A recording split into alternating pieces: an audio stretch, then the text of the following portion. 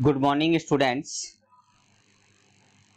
आज मैं अभिषेक Saxena mathematics lecturer Saraswati Vidya Vihar Bandikui की ओर से 11th क्लास का लेक्चर नंबर फर्स्ट स्टार्ट करने जा रहा हूं आपके सामने।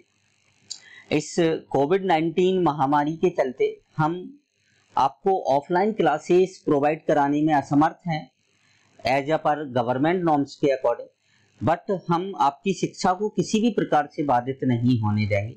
आपको घर पर भी वो सारी सुविधाएं मुहैया कराई जाएंगी जो एक आप स्कूल आकर प्राप्त कर सकते थे। कई आप इस साल कोविड-19 महामारी के चलते आपके 10th के और 12th के एग्जाम पोस्टपोन्ड हो गए। इस पर काफी स्टूडेंट्स को बड़ा गलत लगा ये। क्यों रीजन? क्योंकि आप लोगों ने साल भर बहुत ज्यादा मेहनत की थी 10th के लिए और विदाउट एग्जाम नहीं लगा तो आप लोगों को ऐसा लग रहा है कि भाई मेरी मेहनत बर्बाद हो गई, बट ऐसा नहीं है बेटा, ऐसा नहीं है। मेहनत कभी भी बर्बाद नहीं होती है। आपकी मेहनत कल काम करेगी आपके लिए, क्योंकि नॉलेज कभी भी बेकार नहीं जाती है और ना ही नॉलेज कभी भी मार्कशीट के नंबरों में सिमटती है। ये याद रखना है। नॉलेज तो दिखती है और वो दिखेगी नॉलेज आपकी। आज आप अब क्लास 11th में आए हैं और आपको आज से ठीक 2 साल बाद आपको जेई मेंस जेई एडवांस का एग्जाम देना है और उसको आपको क्लियर करना है। आज से ही आपको ये प्रण लेना है कि हमें 2 साल 11th और 12th में हमें इतनी मेहनत करना है कि हम आज से 2 साल बाद जब जेई मेंस की और एडवांस के एग्जाम में बैठें तो और एक अच्छा रिजल्ट निकाल के लेके आए।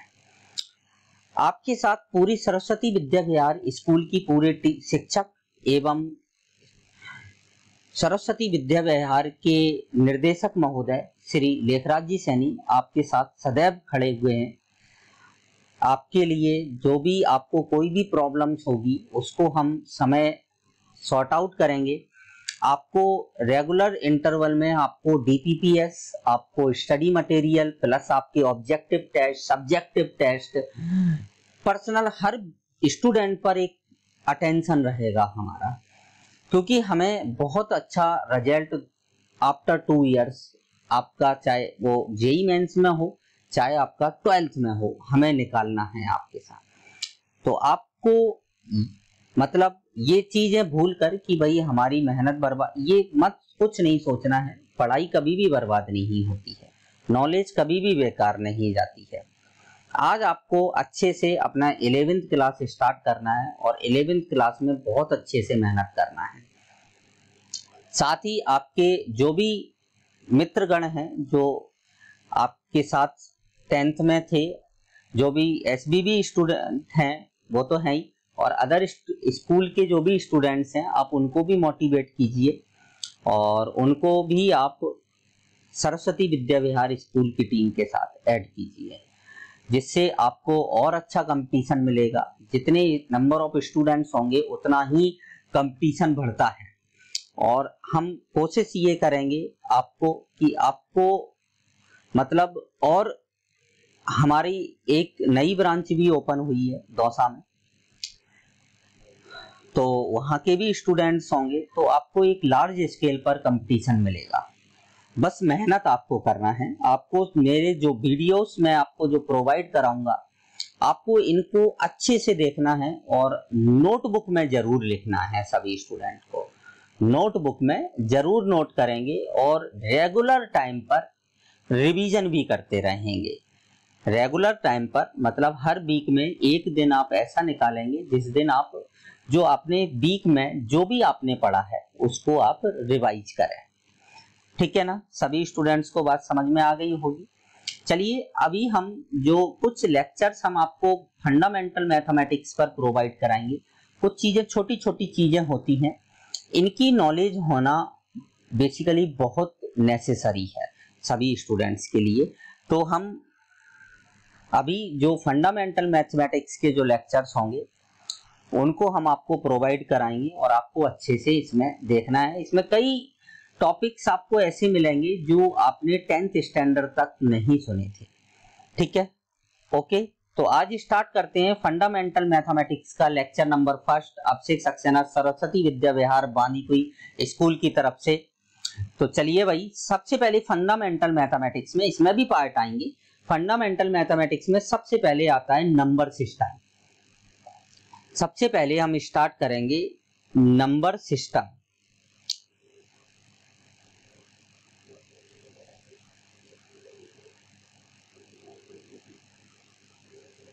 नंबर सिस्टम संख्यात्मक संख्या पद्धति, इसको हिंदी में बोलते हैं संख्या पद्धति।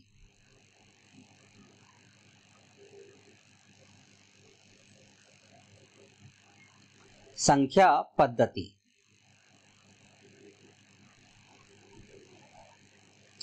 Number system. वैसे आप सभी स्टूडेंट को, आप लोगों ने भाई इतनी मेहनत की है तो आप लोगों को सभी को नंबर सिस्टम के बारे में नॉलेज होगी। बट मैं एक नए सिरे से आपको, एक तरह से आप ये मान लीजिए रिवीजन्स आपको नंबर सिस्टम का कराया जा रहा है। जिन स्टूडेंट्स को नॉलेज नहीं है वो अच्छे से नंबर सिस्टम्स को देखें। यह ध्यान रखना है क्योंकि आईआईटी में नंबर सिस्टम का बहुत यूज है, बहुत महत्व है। ठीक है, ये याद रखना है। मैं प्रत्येक हेडिंग को इंग्लिश में और हिंदी में दोनों ही मोड में आपको दूंगा, क्योंकि हमें आगे चल के आफ्टर 2-3 मंथ बाद जो स्टैंडर्ड बुक्स है उनको हम प्रेफर करेंगे आपके साथ। और जो स्टैंडर्ड बुक्स होती हैं मैथमेटिक्स की वो मोस्टली इंग्लिश मीडियम में आती हैं। तो तब तक 2 मंथ में आपकी इंग्लिश इतनी स्ट्रांग हो जाएगी कि आपको इजीली आप इंग्लिश की बुक्स भी प्रेफर कर सकते हैं। क्लियर? तो चलिए, नंबर सिस्टम। नंबर सिस्टम में सबसे पहला आता है आपका natural number. Natural number, natural number इसको हम बोलते हैं प्राकृत संख्या।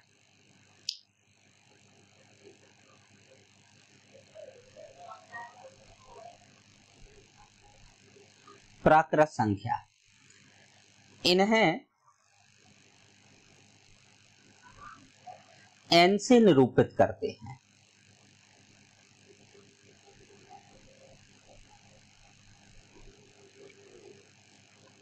n से निरूपित करते हैं। क्लियर? प्राकृत संख्याएं सभी स्टूडेंट्स को मालूम है, लेकिन बट कभी कभी स्टूडेंट गड़बड़ कर देता है। जैसे उससे पूछा जाता है ना कि भाई प्राकृत संख्याएं कौन सी होती हैं? जो 1 से शुरू होती हैं, जो 1 से शुरू होती हैं। भाई ऐसे बोल देता है भाई जो 1 से शुरू होती हैं। तो उसी समय जैसे टीचर्स पूछ लेता है कि भाई 1.5 क्या प्राकृत संख्या है? ऐसे ऐसे पूछता है कि भाई क्या 1 सही 1/2 1.5 एक प्राकृत संख्या है क्या? तो वहां पर स्टूडेंट कंफ्यूज हो जाता है, अरे यार 1 से जो शुरू होती हैं वो प्राकृत संख्याएं होती हैं, तो 1.5 तो बीच में आता है ना? 2.5 हो गया, 3.25, 4.25, 5.5, 5.25। तो वहां पर स्टूडेंट कंफ्यूज हो जाता है कि 1 से स्टार्ट। तो आपको ऐसे नहीं बोलना है, आपको ऐसे नहीं बताना है कि प्राकृत संख्याएं कौन सी। आपको ऐसे बताना है 1 2 3 4 5 डॉट डॉट डॉट। जैसे इस टाइप से लिखते हैं हम इनको कि 1 2 3 4 5, थोड़ा लंबा उस तक बोलें और फिर उसके बाद डॉट डॉट डॉट। इसको ही हम बोलते हैं प्राकृत संख्याओं का समुच्चय।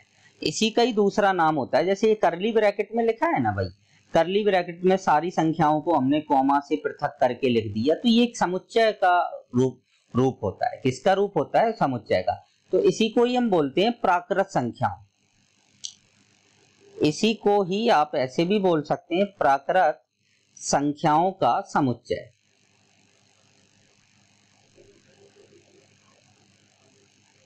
का समुच्चय।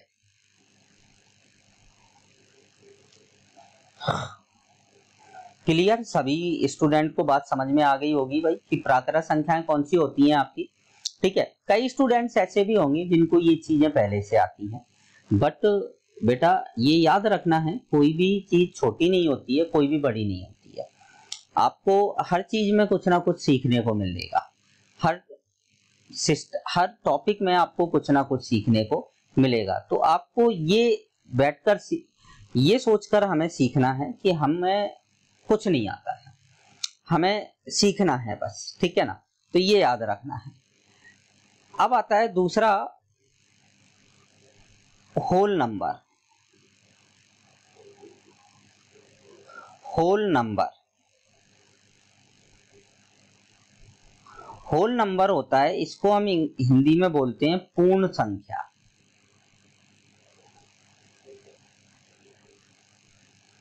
पूर्ण संख्या, ये याद रखना है, ये स्टैंडर्ड नोटेशन होता है।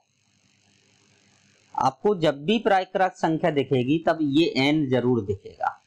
ऐसे दिया रहता है क्वेश्चन में, जैसे क्वेश्चन में कभी ऐसे दे देते हैं, जैसे x बिलोंग्स टू n।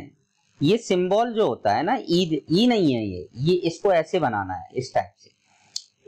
इसका मतलब होता है बिलोंग्स टू। बिलोंग्स टू का मतलब होता है कि x जो है वो प्राकृत संख्याओं में है, x का जो मान है वो किसमें है, प्राकृत संख्याओं में है, ठीक है ना। तो x बिलोंग्स टू n, तो अब आप समझ जाएं खुद अपने आप ही क्वेश्चन में कि x जो है वो एक प्राकृत है, x क्या है, प्राकृत है, और x का मान प्राकृत संख्या आनी चाहिए, ठीक है ना। तो अगर अब आपकी सपोज करो उस कंडीशन में आपके दो आंसर आ जाते हैं, जैसे आपने क्वेश्चन सॉल्व किया, इसको हटा देंगे अपन, अभी मैं तो केवल समझाने के लिए बता रहा हूं। जैसे x का मान अपने पास आ गया -1 और 2, और क्वेश्चन में लिखा है कि x बिलोंग्स टू n है भाई, x बिलोंग्स टू क्या है भाई, n है, और आंसर में आ गया x बराबर -1 और 2। तो अब यहाँ पर -1 तो एक प्राकृत संख्या होती ही नहीं है, तो केवल और केवल यहाँ पर 2 ही आंसर होगा। तो ये ऐसे इन चीजों का यूज करा देते हैं क्वेश्चंस में, और स्टूडेंट वहां पर सीधा स्टूडेंट का तो भाई आंसर आ गया। आप लोगों को तो ये लगता है भाई -1 और 2 दोनों आंसर आ गए, बट यहाँ पर -1 कंसीडर नहीं होगा, क्योंकि क्वेश्चन में पहले ही बोल दिया कि x जो है वो प्राकृत है, x जो है वो कैसी है भाई, प्राकृत संख्या है। क्लियर, सभी स्टूडेंट को बात समझ में आ गई होगी, है ना। हटाए देते हैं अब इसको अपन, इस टाइप से बुरा लग रहा है अलग सा भाई, इसकी सुंदरता को भंग कर रहा है ये। चलिए भाई, होल नंबर क्या होते हैं सभी स्टूडेंट बताइए आप। चलिए ऑनलाइन है, आप बता नहीं सकते हैं, लेकिन ठीक है कोई बात नहीं, जब ऑफलाइन होगा तब उस समय अपन एक बार भाई हम आप लोगों से पूछेंगे, ठीक है ना। इन्हें W, ये W तुरंत कर ली ऐसे भाई, ये नोटेशन है, इसको ऐसे बंद कर, अच्छा लगता है। W से निरूपित करते हैं,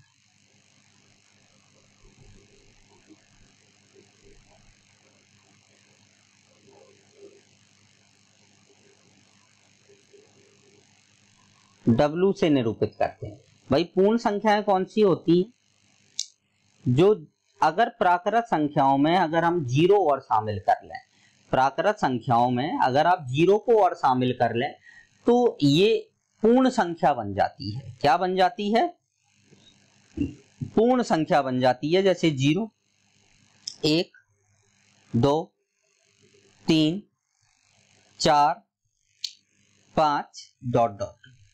ये होती है आप पूर्ण संख्या। तो अब आप देख सकते हैं यहाँ पर, ध्यान से देखना है बेटा, इसको अपन क्या लिखेंगे, इसको हम लिख सकते हैं पूर्ण संख्याओं का समुच्चय। पूर्ण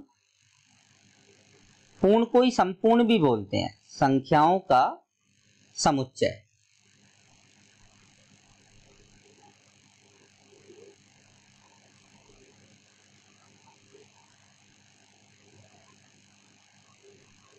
समुच्चय, ठीक है ना। अब बेटा देखो यहाँ पर, अब आप देखें यहाँ से एक आपको नई चीज बताता हूं।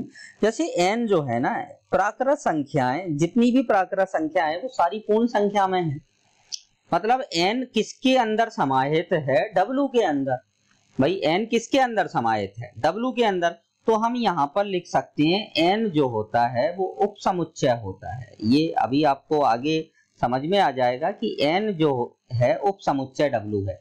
जब किसी समुच्चय के सभी अवयव दूसरे समुच्चय में विद्यमान होते हैं, जैसे कि n के समुच्चय n के सभी अवयव समुच्चय w में विद्यमान हैं, तो n को w का उप समुच्चय कहते हैं। क्या कहते हैं? उप समुच्चय। जैसे कि आपने सुना होगा भाई इंस्पेक्टर, सब इंस्पेक्टर, है ना।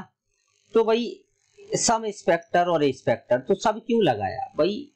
एक कैटेगरीज वाइज है, मतलब n मतलब सब इंस्पेक्टर के पास जो पावर्स हैं वो इंस्पेक्टर के पास हैं सारी, लेकिन इंस्पेक्टर के पास कुछ अलग भी पावर होंगी क्योंकि वो सब है और ये इंस्पेक्टर है, ऐसे की। तो इसको हम बोलते हैं, बेटा ध्यान से देखना है आपको,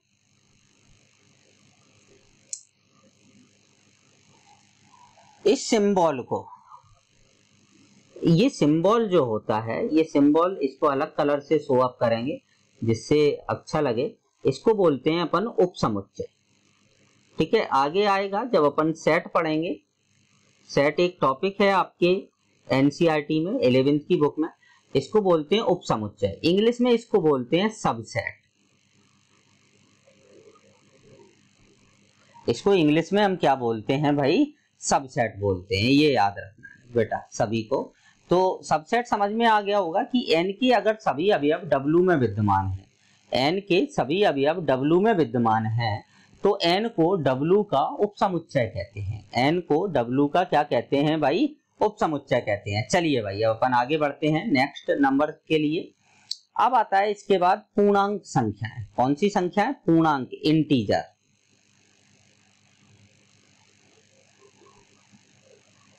इंटीजर, इसको बोलते हैं पूर्णांक।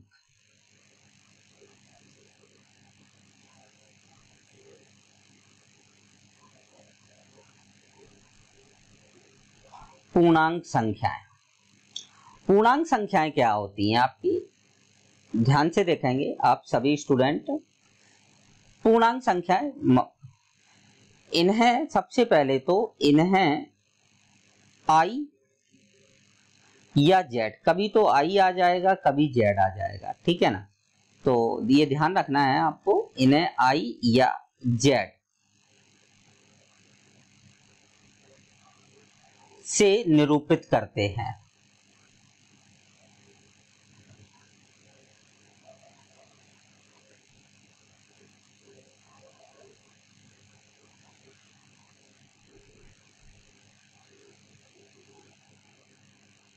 i या z से निरूपित करते हैं। पूर्णांक संख्याएं कौन सी होती हैं? बिना दशमलव वाली, जिनमें दशमलव नहीं होता है, जिसमें पॉइंट नहीं होता है, उनको हम पूर्णांक संख्याएं कहते हैं। जैसे i या z बराबर कैसे लिखेंगे? डॉट डॉट डॉट इस टाइप से, -3, -2, -1, 0, 1, 2, 3, डॉट डॉट डॉट। अब कोई पूछता है भैया ये डॉट डॉट डॉट कहां तक जाता है? बोले अनंत तक जाएगा। ये कहां तक जाएगा? अनंत तक। पीछे कहां तक जाएगा? माइनस अनंत तक जाएगा। कहां तक जाएगा? माइनस अनंत तक। अब आप देखें फिर से यहाँ पर, अब आप फिर से यहाँ पर देखें कि देखो 1 से लेके 2 3 4 5 ये तो प्राकृत हो गई, और 0 से लेके 1 2 3 ये क्या हो गई? पूर्ण हो गई। तो मतलब यहाँ पर हम लिख सकते हैं कि जो W होता है वो उप समुच्चय होता है किसका? I का। W जो होता है वो I का क्या होता है भाई? आपका उप समुच्चय होता है, ठीक है ना। ये याद रखना है सभी स्टूडेंट को। अब आता है नेक्स्ट नंबर पे आपके परिमेय संख्या। कौन सी संख्या है? परिमेय संख्या। ध्यान से देखेंगे सभी स्टूडेंट। रैशनल नंबर,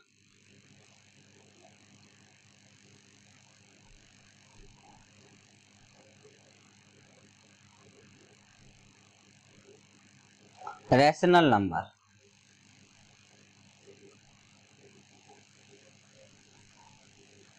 परिमेय संख्या।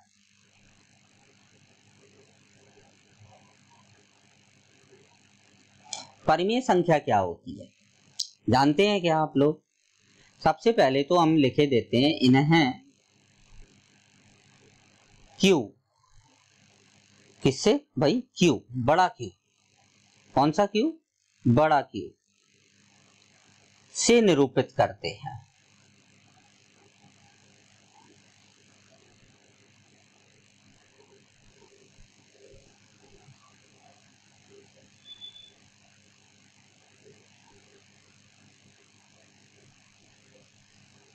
Q से निरूपित करते हैं। अब क्या डेफिनेशन होती है? वे संख्याएं,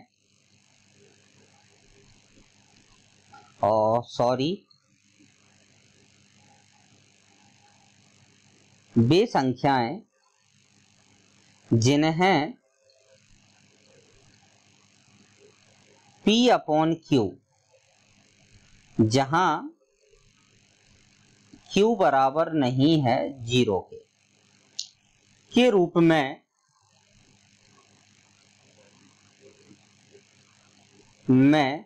लिखा जा सके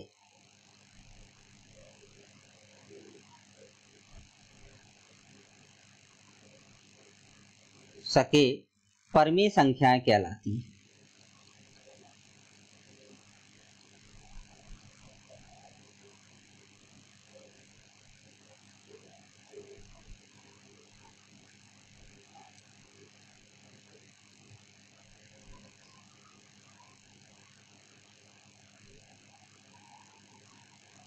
कौन सी संख्याएं कहलाती हैं? परिमेय संख्याएं कहलाती हैं। ठीक है ना, ध्यान रखना है सभी स्टूडेंट को। नोट डाल के यहां पर मैं एक लाइन लिख रहा हूं आपको,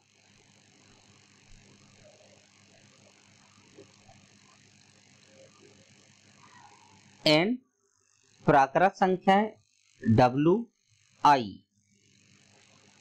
NWI प्राकृत पूर्ण पूर्णांक, प्राकृत वो परिमेय संख्याएं होती हैं।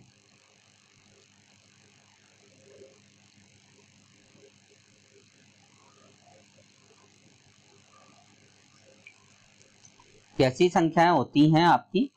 परिमेय संख्याएं होती हैं। अब ये तो हो गया, चलो भाई पूर्णांक। अब जैसे आता है भाई, जैसे कोई पूछता है कि भाई 1/3 कैसी है?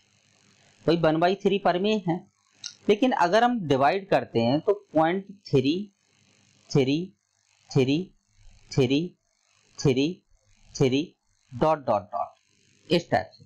इसी को ही आप कैसे लिख देते हैं? इसी को ही अपन कैसे लिखते हैं? 0.3 पर क्या लगा देते हैं? बार। ठीक है ना। अब भाई पूछा जाता है कि ये परिमेय है कि अपरिमेय है। तो मैं बेटा आपको बता दूं एक बात कि अगर दशमलव के बाद एक निश्चित संख्या की पुनरावृत्ति हो रही हो, एक निश्चित संख्या की क्या हो रही हो? पुनरावृत्ति हो रही हो, तो वहां पर जो संख्या होती है वो परिमेय होती है। वो संख्या कैसी कहलाती है? ये एक रैशनल नंबर है। कैसा नंबर है भाई आपका? ये एक रैशनल नंबर है, ये याद रखना है। अगर यहाँ पर पॉइंट के बाद एक निश्चित संख्या की पुनरावृत्ति नहीं हो रही हो, ऐसे आ रही हो, कभी कोई संख्या आ जाए कभी कोई, मतलब एक निश्चित सीक्वेंस ना हो, तो वहां पर हम कहेंगे कि जो संख्या होगी ये परिमेय नहीं होगी। ठीक है ना। आपको इस बात समझ में आ गई होगी भाई सभी स्टूडेंट को परिमेय संख्याएं क्या होती है। ये तो याद ही रखना है, प्राकृत, पूर्ण और पूर्णांक संख्याएं कैसी होती हैं? आपकी परिमेय होती हैं। ठीक है ना। अब आता है नेक्स्ट आपका, ध्यान से देखेंगे सभी स्टूडेंट, इरेशनल नंबर।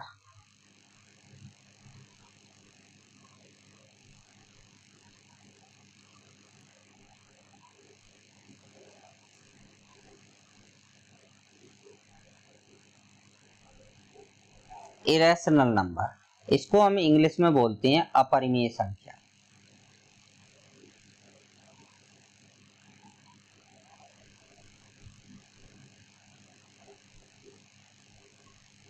सुनना सभी स्टूडेंट, जितनी भी संख्याएं होती हैं काल्पनिक को हटाकर, मतलब जितनी भी संख्याएं होती हैं वो या तो कोई परिमेय होती है या अपरिमेय होती है। अगर कोई संख्या परिमेय नहीं है तो वो निश्चित बात है कैसी है? अपरिमेय है। तो अपरिमेय के लिए कोई निरूपित करने के लिए कोई इन्होंने सिंबल नहीं दिया है अपन को, कोई अपन को अक्षर नहीं दिया है इन्होंने। तो ऐसे होता है, इसको मैं बता दूं आपको कि जैसे क्वेश्चन में कैसे आप पहचानेंगे। जैसे अगर आप क्वेश्चन में लिखा है कि x बिलोंग्स टू q, तो आप समझ जाइए कि x कैसा है, परिमेय है। और अगर ऐसे लिख दिया उसने कि x is not belongs to q, मतलब x अपरिमेय परिमेय नहीं है। तो x कैसी है, इसके केस में तो x कैसा है, परिमेय है, ठीक है ना। और इस केस में अगर अपन बात करें तो इस केस में ये कैसा आएगा, अपरिमेय आएगा। कैसा आएगा, अपरिमेय। तो यहां पर केवल आपको इसको देख के समझना है कि अगर x परिमेय नहीं है तो x कैसी है, अपरिमेय है। और x अगर अपरिमेय नहीं है तो कैसी है, परिमेय है। ठीक, बिल्कुल, क्योंकि दो ही रास्ते हैं, या तो परिमेय या अपरिमेय। क्लियर। अगर वो प्राकृत भी है तो भी परिमेय है, अगर वो पूर्ण भी है तो भी परिमेय है, ठीक है ना। तो अपन यहाँ पर भी ऐसे लिख सकते हैं बेटा, यहाँ पर कि n होता है आपका, w होता है, i होता है, ये उपसमुच्चय होता है किसका, q का। किसका उपसमुच्चय होता है भाई बेटा, q का उपसमुच्चय होता है, ये याद रखना है आपको। चलिए भाई, वे संख्याएं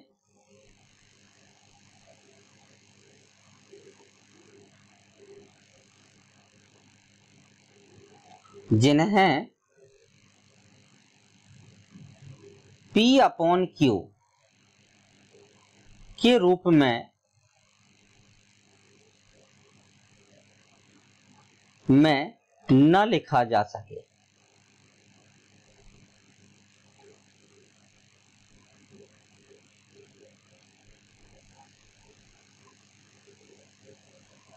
न लिखा जा सके, ठीक है ना। मतलब P अपॉन Q के फॉर्म में न लिखा जा सके। जैसे एग्जाम्पल क्या है, जैसे √2 है आपका, √3 है, ठीक है, पाई है आपका। अब जैसे पाई को तो हम क्या लिख देते हैं, 22/7। तो क्या ये परिमेय हो गया, नहीं, ये परिमेय नहीं है। अगर आप इसको डिवाइड करते हैं 22 को 7 से, तो 7 की 21, एक शेषफल बचा भाई, 7 एकम 7, फिर 3 बचा, 7 चौको 28, 2 बचा, 7 दूनी 14। कहां तक पहुंच गए थे, 7 चौको 28, 2 बचा, 20 हो गया, 7 दूनी 14, 6 बचा, 7 8 56। तो इस टाइप से इसका मतलब कोई एक फिक्स रिपीटेशन नहीं हो रहा है, कोई फिक्स संख्या का रिपीटेशन नहीं हो रहा है, इसीलिए ये किसकी श्रेणी में चली जाती है, अपरिमेय की श्रेणी में चली जाती है। ठीक है ना बेटा, बात समझ में आ गई होगी, अपरिमेय संख्याएं किसे कहते हैं हम। चलिए भाई, अब आता है इसके बाद प्राइम नंबर।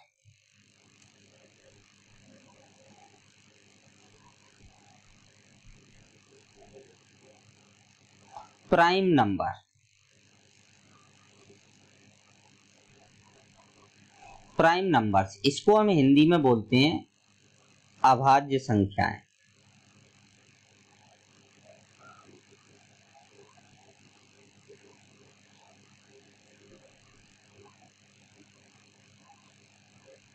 अभाज्य संख्या, प्राइम नंबर क्या होता है भाई, प्राइम नंबर मालूम होना चाहिए, इनके नोटेशन के लिए कोई वो नहीं है, ठीक है ना। वे संख्याएं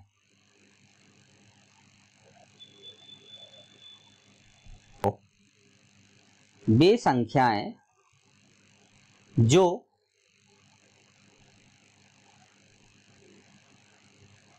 केवल 1 या स्वयं से विभाजित होती हैं,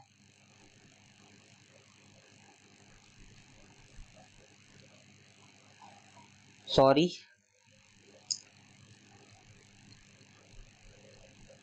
विभाजित होती हैं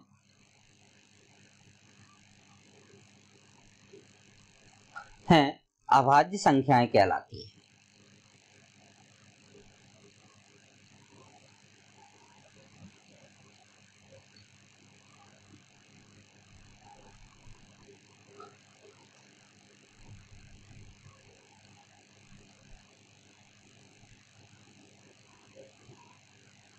कैसी संख्याएं कहलाती हैं?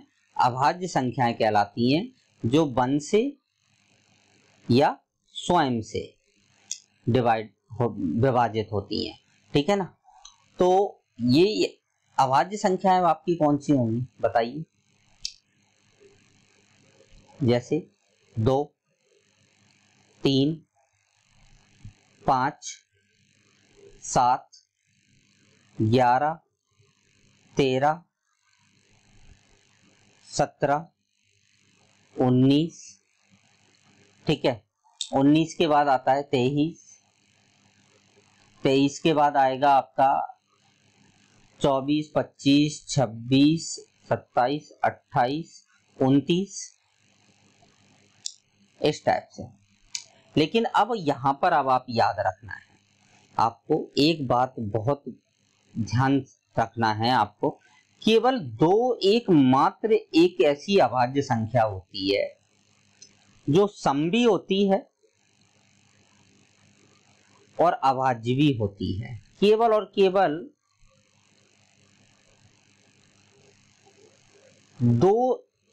एक ऐसी संख्या होती है जो सम संख्याएं कौन सी होती हैं आप जानते होंगे, जो 2 से पूर्णतः विभाजित होती हैं। 2 से विभाजित होती हैं उन संख्याओं को हम क्या कहते हैं? सम कहते हैं। विषम कौन सी होती हैं भाई? 1, 3, 5, 7, जो 2 से विभाजित नहीं होती हैं। ठीक है ना बेटा।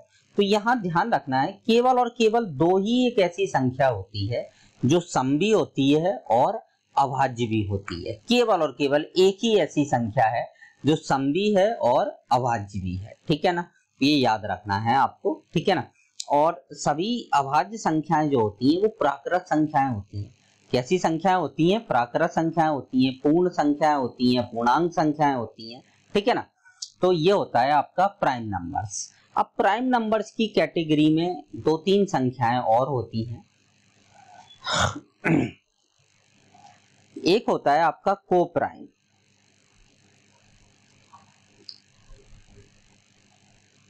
को प्राइम नंबर्स।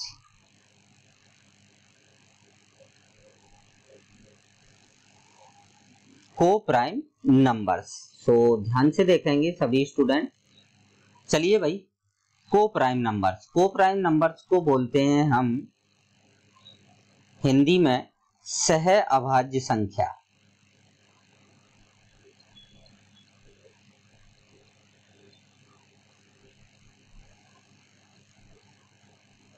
इसी को प्राइम नंबर को कहीं कहीं ऐसे भी रिलेटिवली प्राइम भी बोला जाता है। ये याद रखना है आपको, रिलेटिवली प्राइम नंबर। ठीक है ना। अब सबसे अच्छी विशेषता क्या होती है, ये ध्यान से सुनना इसकी डेफिनेशन को सभी स्टूडेंट।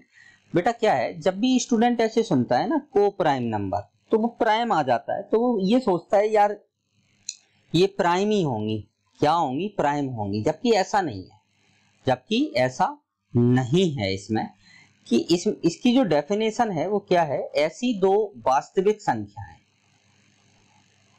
ऐसी 2 वास्तविक संख्याएं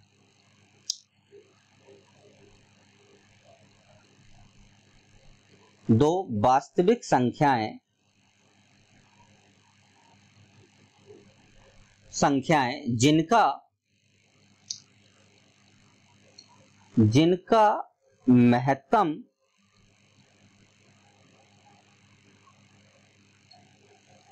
समावर्तक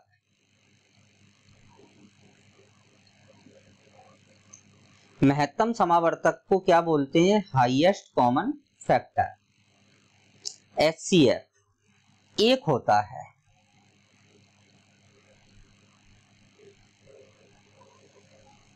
होता है सह अभाज्य संख्याएं कहलाती है।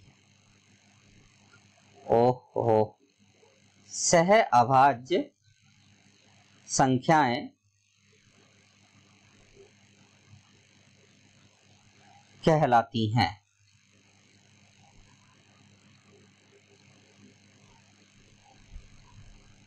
सबसे पहले तो सभी बच्चों को यहां अंडरलाइन कर देना, ये शब्द बहुत खतरनाक है, ऐसी 2 वास्तविक संख्याएं। क्योंकि प्राइम होता है ना, जब प्राइम नंबर की बात आ जाती है तो स्टूडेंट ऐसे सोचता है कि भाई ये तो प्राइम नंबर ही होंगी। तो यहाँ पर गलती से लिख देता है ऐसी दो अभाज्य संख्याएं, जबकि ऐसा कुछ भी नहीं होता है, ठीक है ना। वास्तविक संख्याएं होती हैं को प्राइम। अब एग्जाम्पल से आपको और क्लियर हो जाएगा, ध्यान से देखेंगे एग्जाम्पल इसका।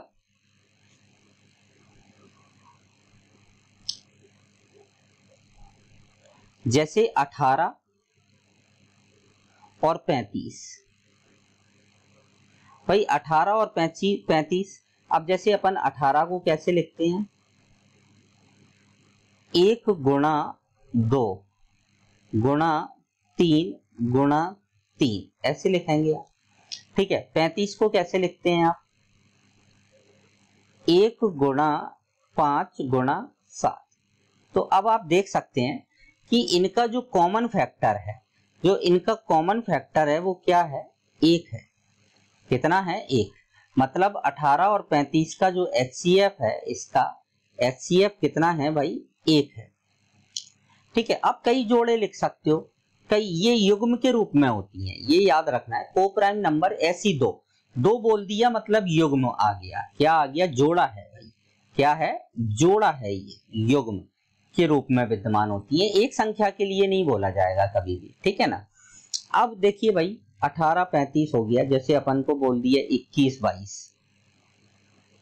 22, इसका भी जो HCF होगा 21 22 का, वो भी क्या होगा आपका 1 होगा। तो केवल बस आपको ये देखना है, ऐसी दो वास्तविक संख्याएं जिनका HCF, जिनका हाईएस्ट कॉमन फैक्टर 1 होता है, ऐसी संख्याओं को हम को प्राइम नंबर कहते हैं। क्या कहते हैं, को प्राइम नंबर कहते हैं, ठीक है ना। चलिए भाई, इसकी नॉलेज बहुत कम स्टूडेंट्स को होगी, क्योंकि इनका इतना ज्यादा स्टूडेंट ध्यान नहीं देता है इन पर। अब आती है, ये भी आपने पहली बार सुना हो शायद, ट्विन प्राइम नंबर।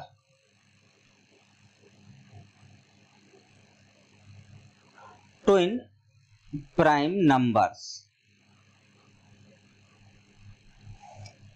इसको हम बोलते हैं द्विक अभाज्य संख्या, जुड़वा।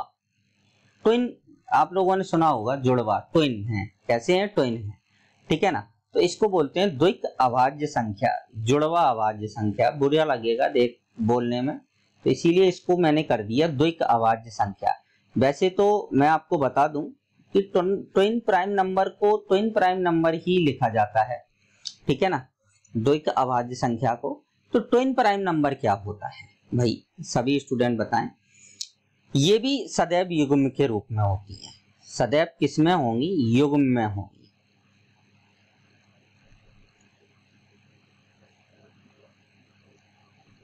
होंगी।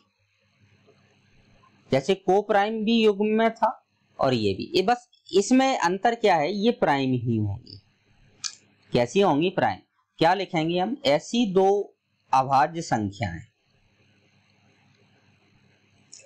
ऐसी दो अभाज्य संख्याएं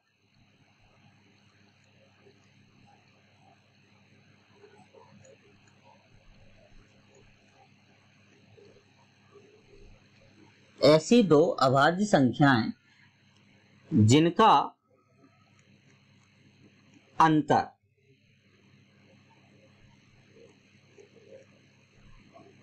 अंतर 2 होता है।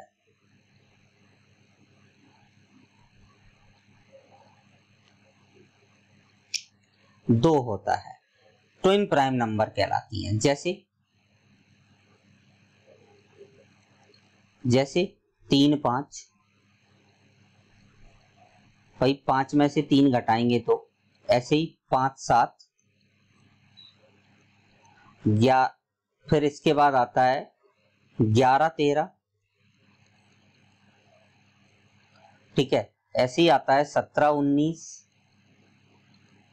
तो देख सकते हैं आप सभी लोग, सभी स्टूडेंट यहाँ देख सकते हैं, अगर आप इसमें से इसको घटाते हैं तो इनका अंतर 2 है, इसमें से इसको घटाते हैं इसका भी अंतर 2 है, इसमें से इसको घटाते हैं इसका भी अंतर 2 है, इसमें से इसको घटाते हैं तो इसका भी अंतर 2 है।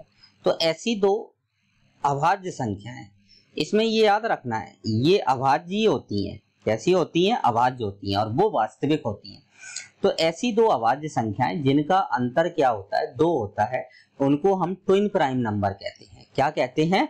ट्विन प्राइम नंबर्स कहते हैं। चलिए भाई आगे चलते हैं। अब आता है मेन, जो जिसका सबसे ज्यादा यूज होता है, जिसको है ना, क्योंकि ये इसमें सभी कुछ समाहित है।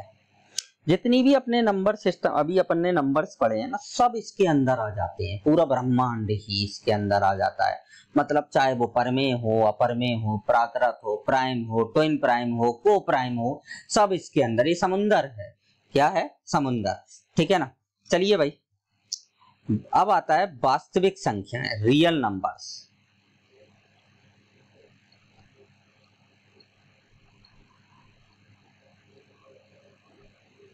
रियल नंबर्स, इनको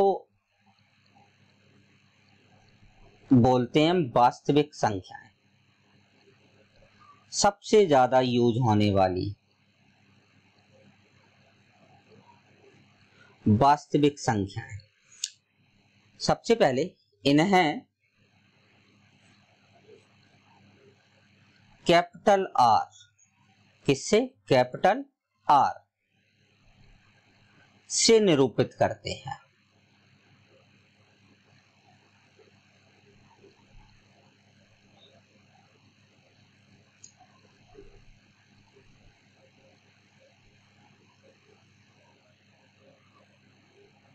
कैपिटल आर से निरूपित करते हैं। मतलब वे संख्याएं, डेफिनेशन क्या लिखते हैं? वे संख्याएं जिन्हें संख्या रेखा पर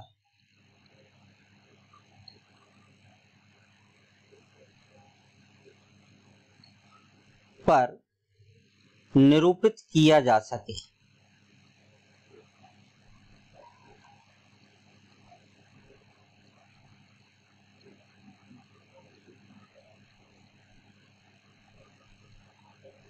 नंबर लाइन तो आपने, संख्या रेखा तो आप लोगों ने देखी होगी, 10th क्लास में खूब बनाई भी होगी आपने।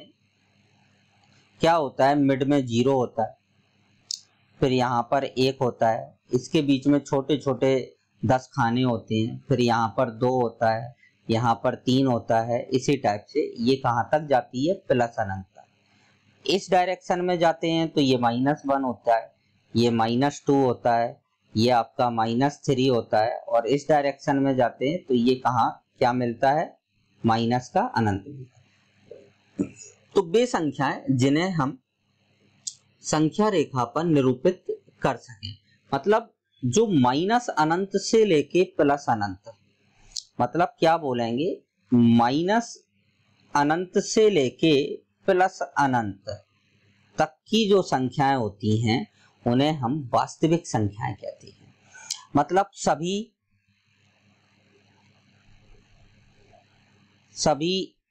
N, W, I, Q, अपरिमेय, अभाज्य,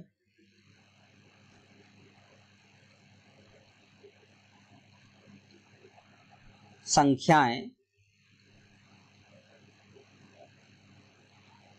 वास्तविक होती हैं। कैसी होती हैं भाई? वास्तविक होती हैं।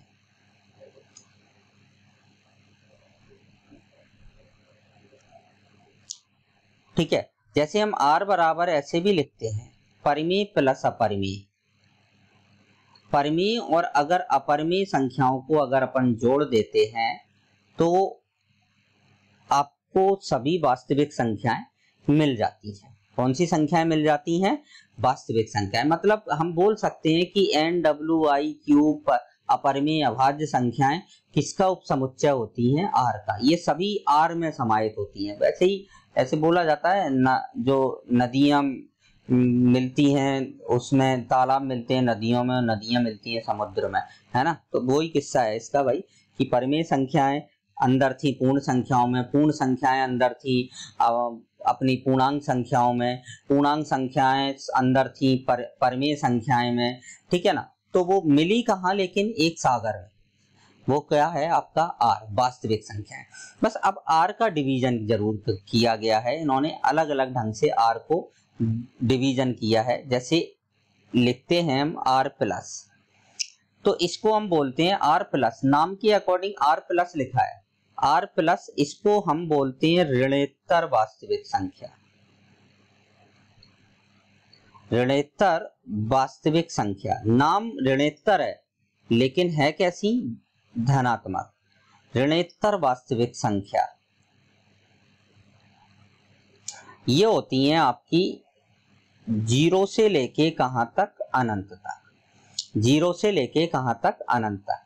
ऐसी आर माइनस, इसको हम बोलते हैं धनेत्तर, है तो ऋणात्मक लेकिन नाम क्या है, धनेत्तर वास्तविक संख्या। ये होती हैं आपकी माइनस अनंत से लेके 0 तक।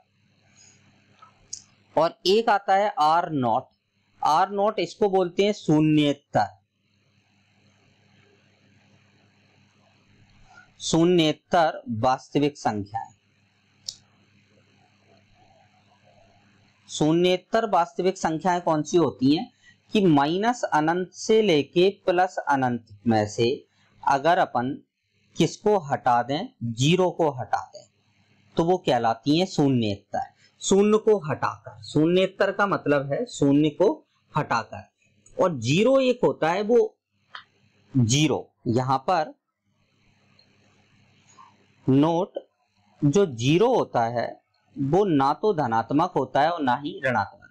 मतलब 0 ना तो धनात्मक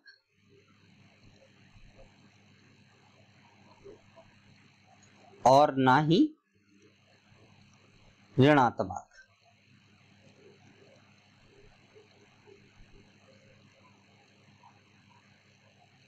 ऋणात्मक होता है, ये मतलब न्यूट्रल होता है। कैसा नंबर होता है, न्यूट्रल। न्यूट्रल को हम बोलते हैं उदासीन। कैसा नंबर होता है, उदासीन। क्यों होता है भाई, 0 के आदान प्रदान करने से, अगर मैं 0 आपको दे दूं तो आपकी संपत्ति में कोई भी इजाफा नहीं होगा, या 0 पैसे मैं तुमसे ले लूं तो मेरी संपत्ति में भी कोई इजाफा नहीं होगा। तो 0 के आदान प्रदान से कोई अंतर नहीं पड़ता है। लेकिन 0 एक बहुत महत्वपूर्ण संख्या है। आर्यभट्ट ने इसकी खोज की थी भाई 0 की, क्योंकि 1 के आगे 0 लगा दिया जाए तो 10 बन जाता है, 10 के आगे लगा दिया जाए तो 100 बन जाता है, 100 के आगे लगा दिया जाए तो 1000 बन जाता है। तो इस टाइप से भाई एक संख्या है, एक के पीछे जितने जैसे जैसे 0 अपन लगाते जाएंगे उसका अमाउंट उतना ही मतलब बढ़ता जाएगा। तो 0 होती तो बहुत महत्वपूर्ण है, बट 0 एक न्यूट्रल नंबर होता है। कैसा नंबर होता है, न्यूट्रल। तो ये सभी संख्याएं सभी स्टूडेंट को अच्छे से याद रखनी है। जैसे आर है भाई अपना माइनस है ना, आर प्लस है, आर माइनस है, आर नॉट है, ये ठीक है ना, इनको आपको ध्यान से पढ़ना है इन चीजों को, ठीक है ना। अब ये आपकी अभी हमने सारे नंबर सिस्टम में मोस्टली नंबर्स पढ़ लिए हैं, बस एक नंबर और आपका अभी बाकी रह गया है, ठीक है ना। उसके बारे में हम डिस्कस अब अपने नेक्स्ट लेक्चर में करेंगे, ठीक है ना। क्योंकि आज के लिए आप इतना ही कंप्लीट कर लें अच्छे से, ठीक है ना। नेक्स्ट नंबर कौन सा है, काल्पनिक संख्याएं होती हैं, ठीक है। वास्तविक तो है भाई, वास्तविक संख्याओं के बारे में हमने पढ़ लिया, तो वास्तविक भी है तो निश्चित बात है काल्पनिक भी है। कैसी होंगी भाई संख्याएं, कहीं ना कहीं कैसी होंगी भाई, काल्पनिक भी संख्याएं होंगी, ठीक है ना। तो काल्पनिक संख्याओं का भी एक अलग आनंद है भाई, काल्पनिक संख्याएं, क्योंकि काल्पनिक संख्याओं का आपका जब आप यूनिट नंबर 5 पढ़ेंगे अपनी एनसीईआरटी की, या आप जेईई मेंस में एक टॉपिक आता है समृद्ध संख्याएं, कॉम्प्लेक्स नंबर, वो काल्पनिक से ही भरा पड़ा है। किससे भरा पड़ा है भाई, काल्पनिक संख्याओं से ही भरा पड़ा है। तो एक अपन को पढ़ना तो काल्पनिक संख्याओं के बारे में भी है। तो सभी स्टूडेंट से रिक्वेस्ट है कि भाई आप अच्छे से लेक्चर्स को कंप्लीट करते चलें, और यदि किसी स्टूडेंट्स को कोई प्रॉब्लम है ना, तो वो आपको मेरे नंबर पर भी कॉल कर सकते हैं 9829377340, या आप स्कूल में आप अपने डायरेक्टर सर जो हैं लेखराज सैनी जी सर को भी आप इन्फॉर्म कर सकते हैं, ठीक है ना। लेकिन पढ़ना जरूरी, पढ़ना अच्छे से है, और अपने फ्रेंड सर्किल में भी स्टूडेंट्स को इन्फॉर्म करना है कि भाई क्लासेस चालू हो गई हैं, वीडियोस स्टार्ट हो गए हैं, और आपको पढ़ना चालू करना है। तो आज के लिए इतना ही। Thank you.